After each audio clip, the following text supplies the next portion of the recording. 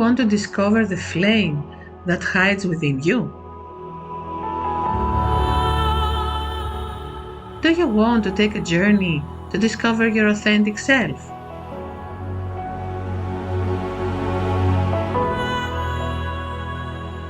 I am Maria Felachidou, systemic consultant and color psychodynamics practitioner. Together, we will explore ways to discover your inner flame.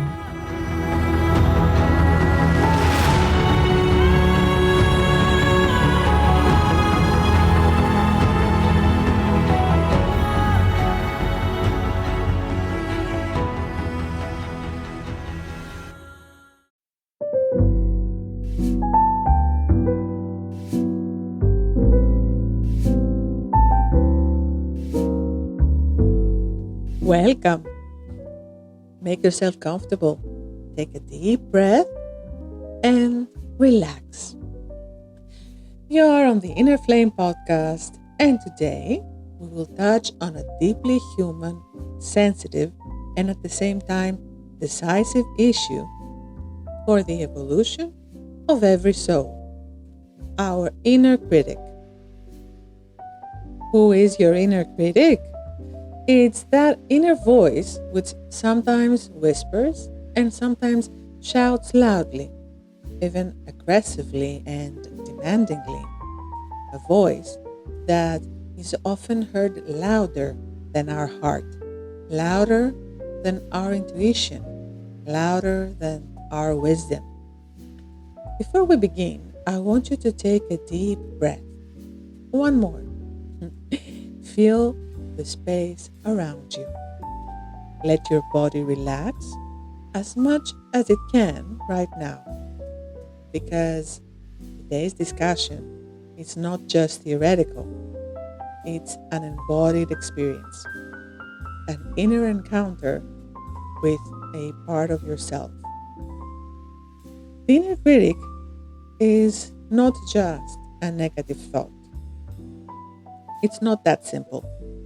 It's essentially a system of relationships, stories, wounds, fears, and other things that we have inherited and that live inside us.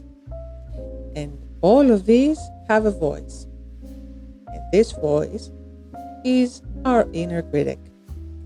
Today, in this episode, we will see how this voice came about, how it affects us, and most importantly, how we can overcome it with respect and love to free our inner flame.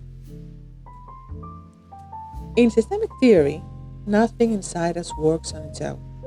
No feeling, no conviction, no fear, and no inner voice. Everything is connected to a system, the system in which we belong. First of all, we belong to our family system. Then we belong to our cultural system, our social system, the system of our country, our nationality, our religion. In general, we belong to different systems with which we interact, and we have to follow the rules, positive and negative, to be part of each of these systems. The inner critic is the expression of our interaction with the systems in which we belong.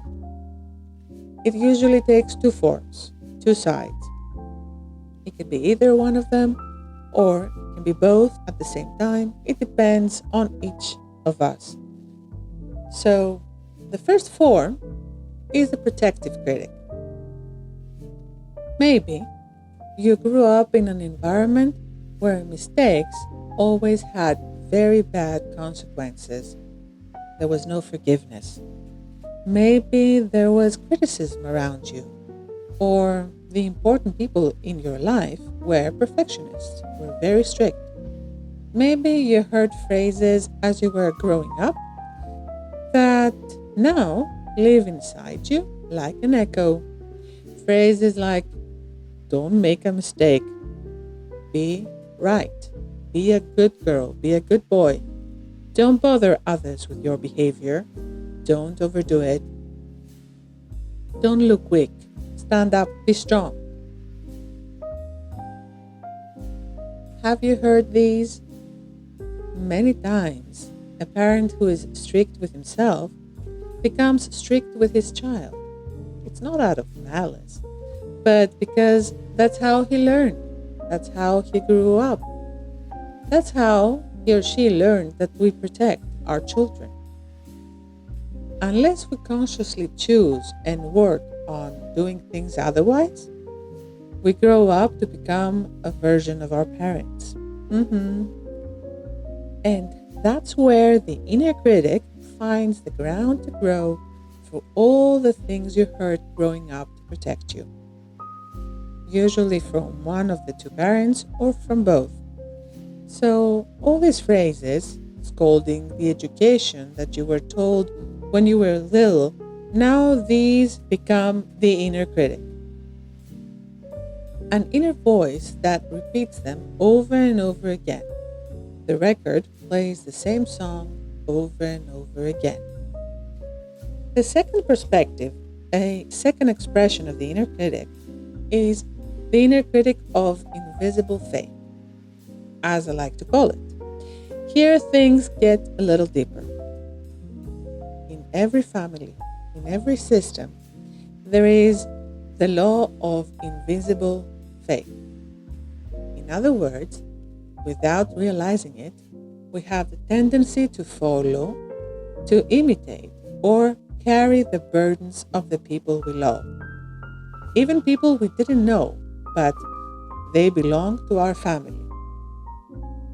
If someone in the family couldn't accomplish something, if someone had a hard time, if someone lived in fear, shame, silence, then inside you, as a descendant, you may hear a voice that says, don't live above them. Don't succeed where they failed. Don't run away from the circle. Stay small. It's safer that way. This voice is the critic of invisible faith. It doesn't have to be conscious. It's not conscious, it's something that lives unconscious mind and works backstage. This voice, this unconscious voice, doesn't want to punish us. It just wants to keep us close to our family so that we do not feel that we have cut off, we have escaped from the family system, or that we did something different. And in that way, we will not fit anymore. We will not belong to it anymore.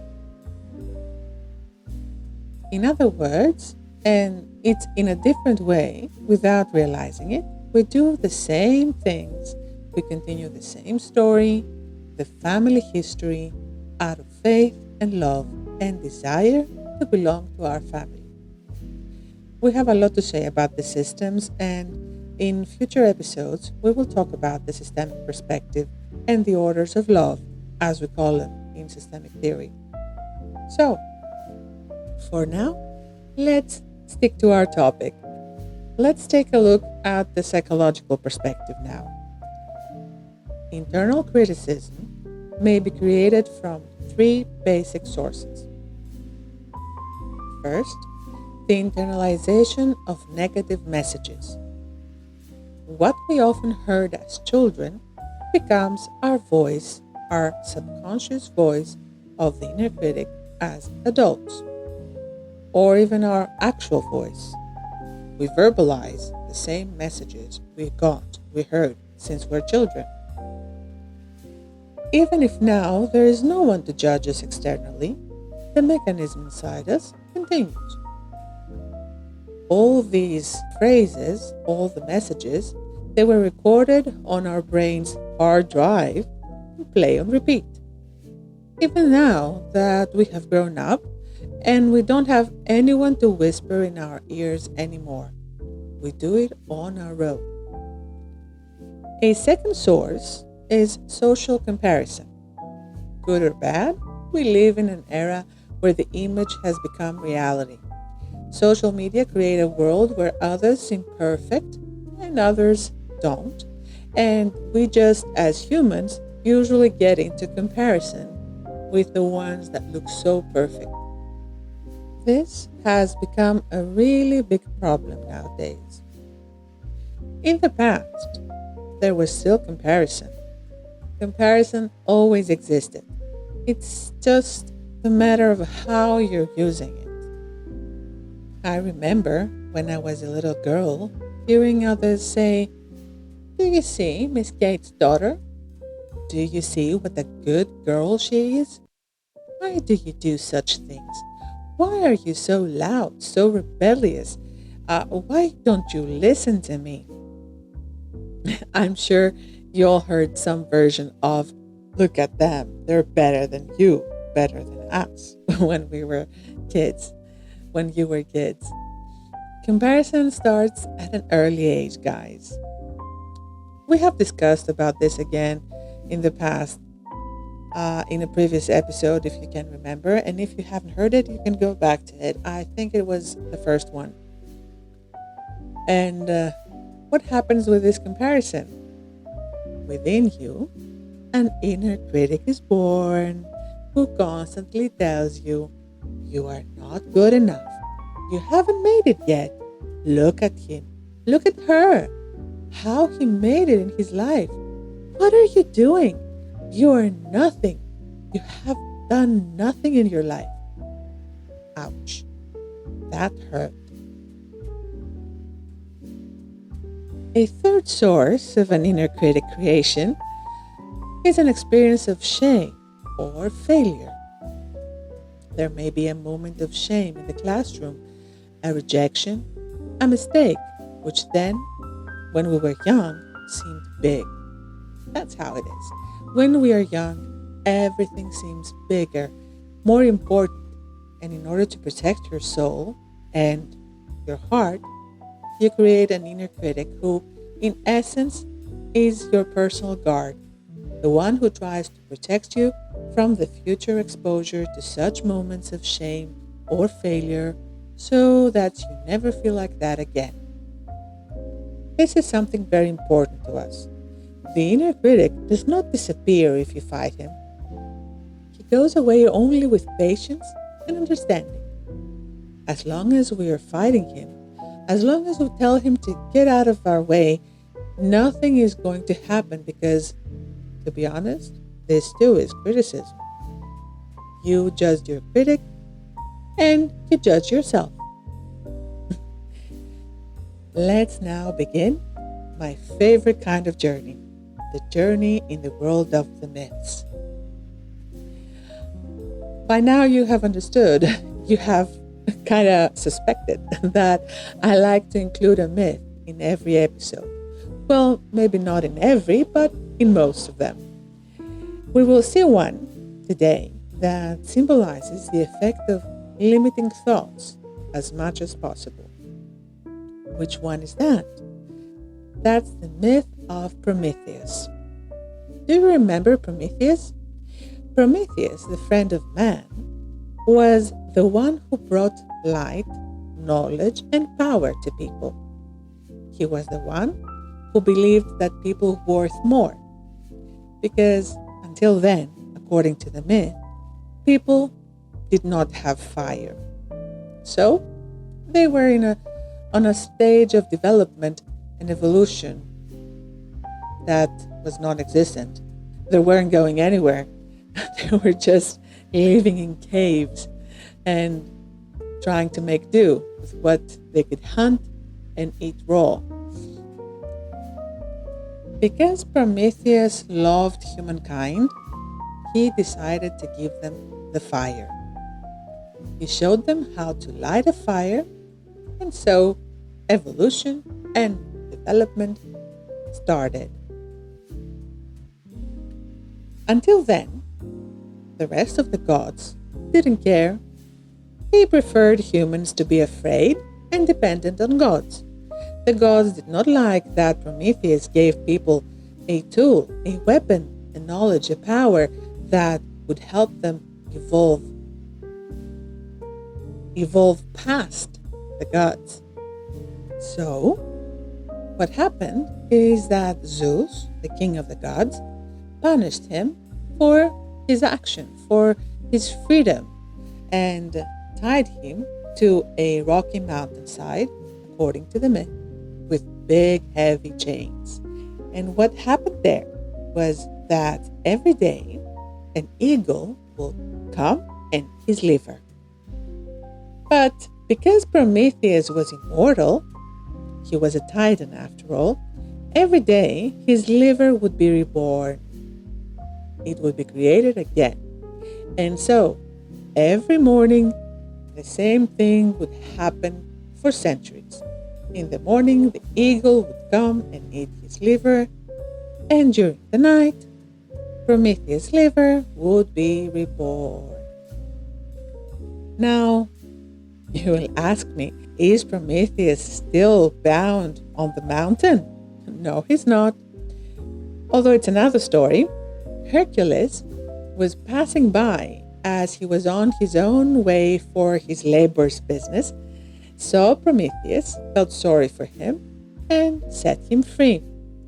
Well, and since Herc was the son of Zeus, Zeus let that slide and decided to put his eagle on another diet. Well, probably vegetarian after all that liver he had for so many centuries, I bet. I don't know how much his cholesterol would be. Now, you'll ask me what this myth symbolizes. So, let's break it into pieces. Let us look at the parts, the symbols of this myth. One symbol is the chains. The punishment of Prometheus was to be chained to a rock. The first part of his punishment. These chains are the primitive thoughts, all the things that we must do, the fears, the family burdens that we have taken to continue the legacy of our family, etc., etc. All these are the chains that bind us to the rock, keep us down, immovable, undeveloped. They make us weak. We lose, in this way, our free will, our free choice. Now, the eagle. What is the eagle? It symbolizes the inner critic that we're talking about. It's the one that eats our strength every day, all of it, every day, little by little. In other words, we can say that it eats our inner flame. It eats our authenticity.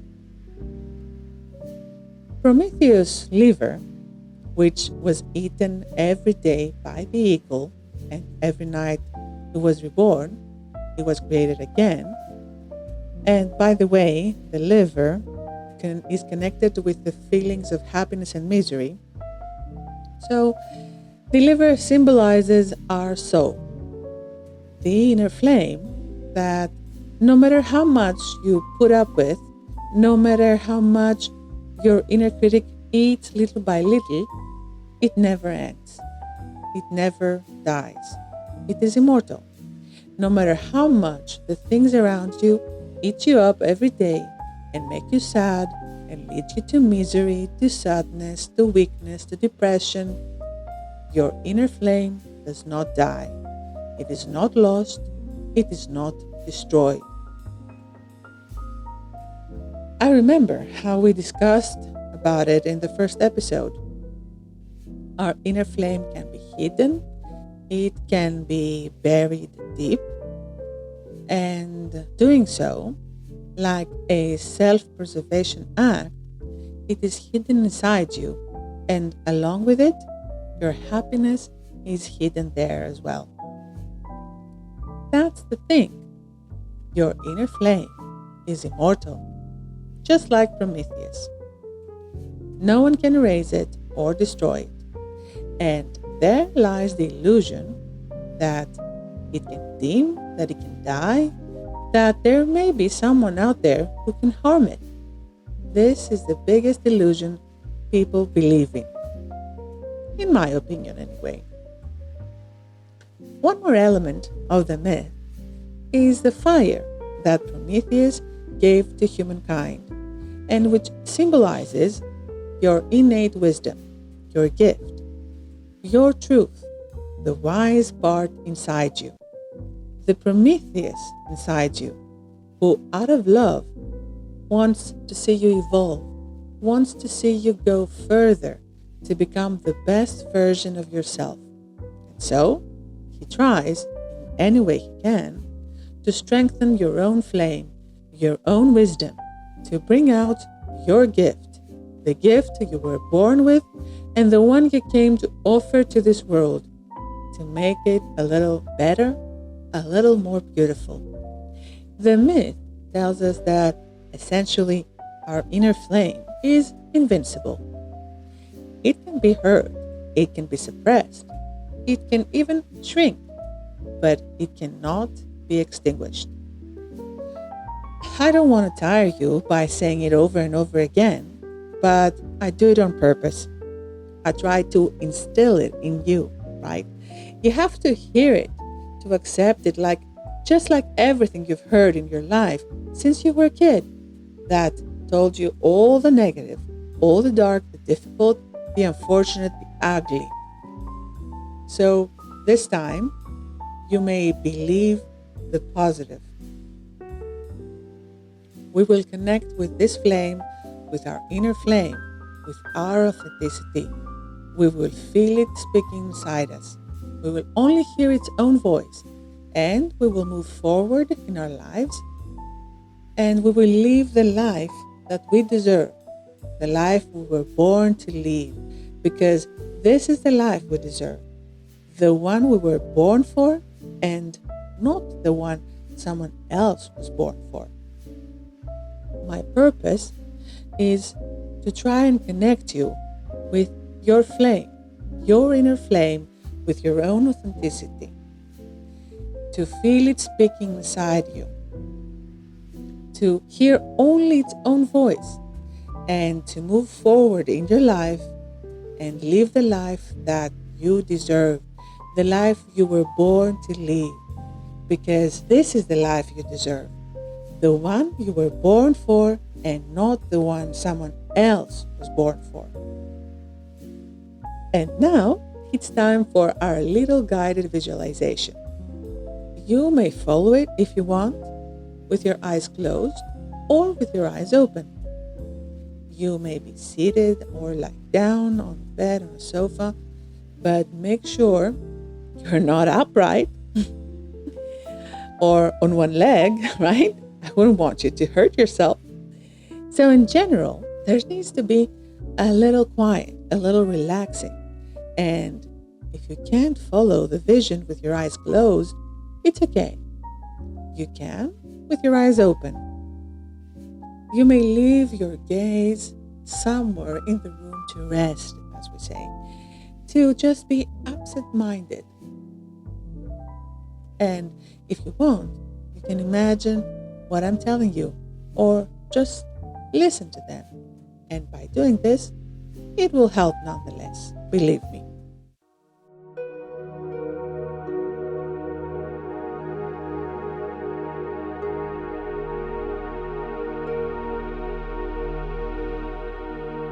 So, take a slow, deep breath and let your breath relax you.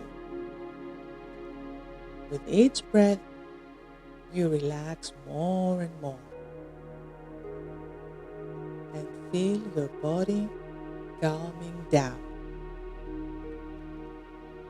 Feel your mind relaxing slowly. Bring to your mind a phrase that your inner critic uses a lot.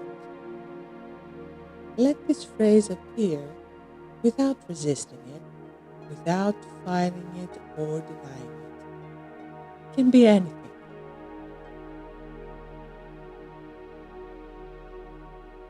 Now ask this phrase. Where did you come from? What story do you belong to? And wait. Wait for the answer. An image may come, a person, a memory, or just a feeling. Imagine that this voice is no longer inside you, but it stands in front of you. It can be a form, an energy, a presence. This voice, this inner voice, watch it standing in front of you. If it was a human, if it was a creature, what would it be? How would it look like? What would it look like? It may not be a living creature. It may be a mythical creature. It may be an object. It may be anything. And just observe it. Observe this personified voice. How is it?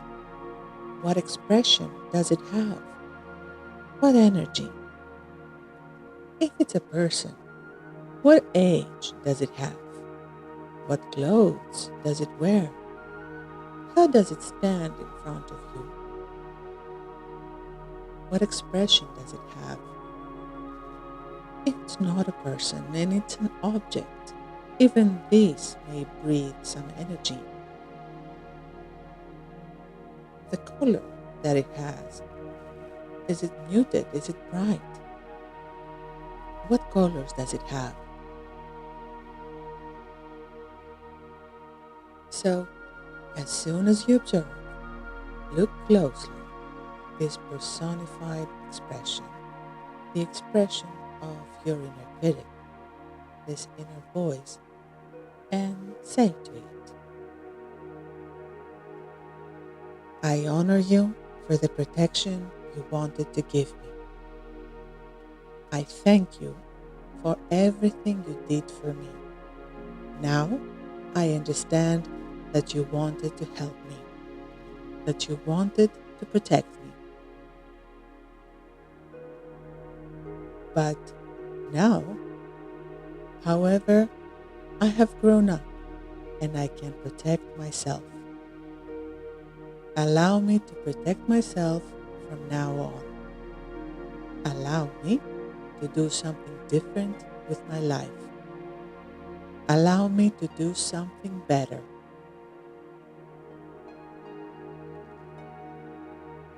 And as soon as you say these phrases, see what changes in the face and the form that you have in front of you.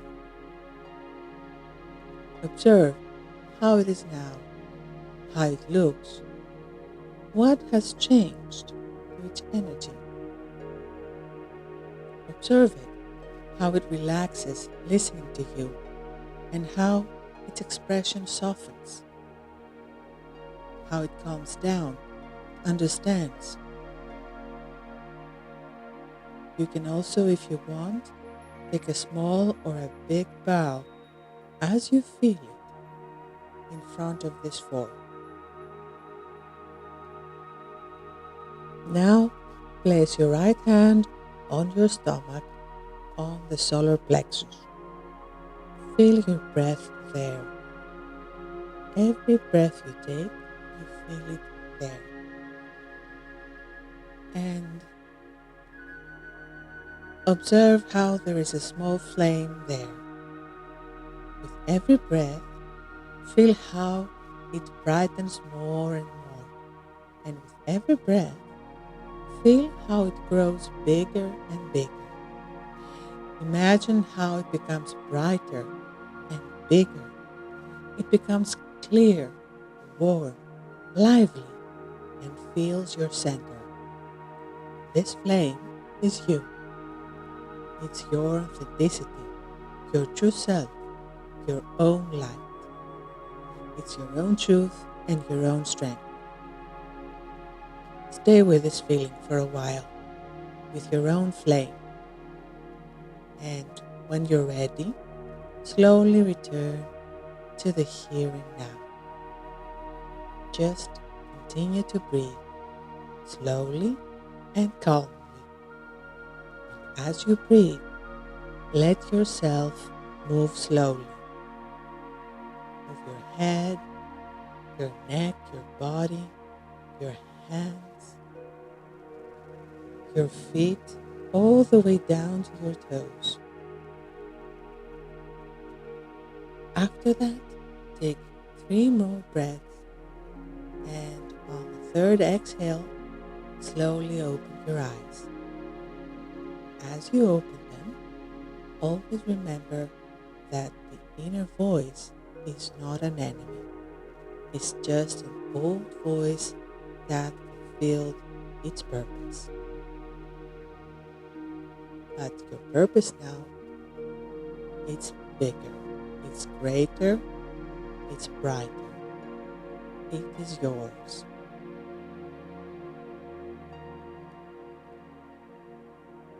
This inner flame exists within you and does not go out. It just waits for you to allow it to shine.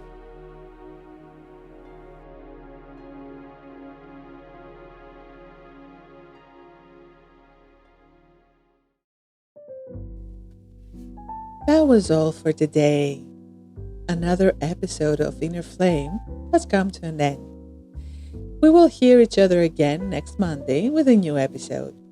If you want, you can send me messages, questions, or if you want me to discuss a specific topic that interests you through this podcast. I will be very happy to see them and to follow up with them. If this episode was good for you, you can share it with someone who needs it. Thank you very much for being here with me. We renew our appointment, and remember always, you are the light, you are the flame, you are the road. It is time to discover the inner flame that is hidden within you. Bye-bye.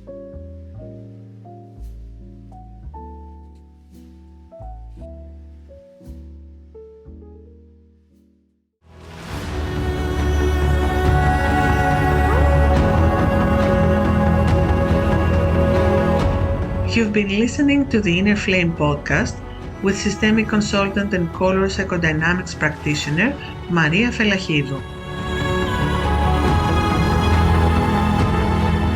Search for this podcast on Spotify and follow Inner Flame on Instagram and Facebook.